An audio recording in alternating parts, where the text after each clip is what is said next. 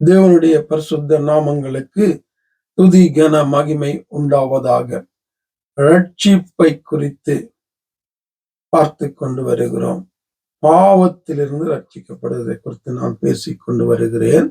இந்த பாவத்திலிருந்து ரட்சிக்கப்படுவதற்கு வானத்தின் கீழே மனுஷருக்குள்ளே கொடுக்கப்பட்டிருக்கிற ஒரே ஒரு நாமம் இயேசு.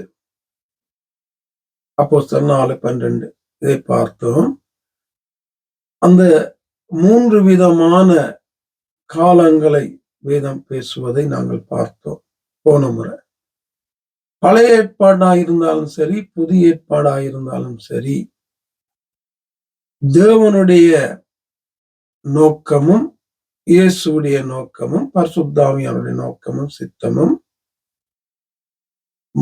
ஆத்துமா ரட்சிக்கப்பட வேண்டும். இதை நாங்கள் பார்த்தோம்.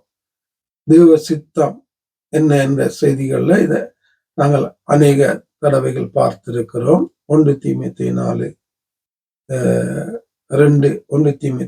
4:2 எல்லா மனுஷரும் ரட்சிக்கப்படவும் சத்தியத்தை அறியவும் அவர் சித்தம் உள்ளவராயிருந்தார். அப்ப இந்த தேவனுடைய திட்டம், சித்தம், நோக்கம், இயேசுடைய திட்டம், சித்தம், நோக்கம், ஆவியானுடைய இது ஒன்றுதான். இதை குறித்து தான் பழைய ஏற்பாடாயிருந்தாலும் புதிய ஏற்பாடாயிருந்தாலும் இதற்குள்ளதான் முழு காரியமும் அடங்குகிறது. இந்த ரட்சிப்பு, ஆத்ம ரட்சிப்பு.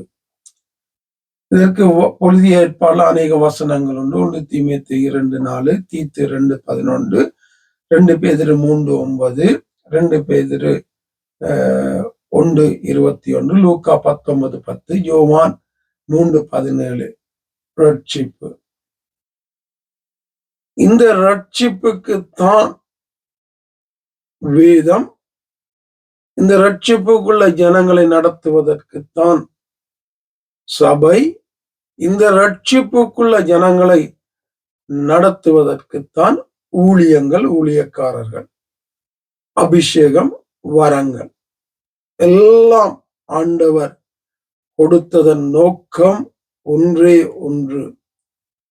ஜனங்கள் மனம் திரும்பி ரட்சிக்கப்பட்டு ஜனங்களுடைய ஆத்துமா நித்தியத்துக்கு நேராக நடத்தப்பட வேண்டும்.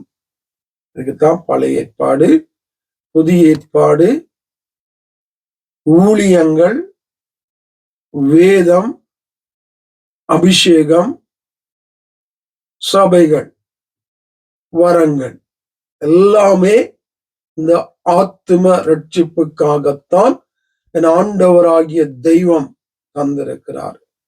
இதை நாங்க மறந்துட்டு ஏதோ காரியங்களை வேதத்தை வைத்தும் அபிஷேகத்தை வைத்தும் ஊழியங்களை வைத்தும் நாங்கள் செய்து கொண்டிருக்கிறோம். இந்த நிலைமை மாற்றப்பட வேண்டும் இயேசுவின் நாமத்தில். தொடர்ந்தும் இந்த ரட்சிப்பை குறித்து வேதத்திலிருந்து இன்னும் அநேக காரியங்களை பார்க்க ஆவியானவர் எங்களை நடத்துவாராக. ஆமேன்.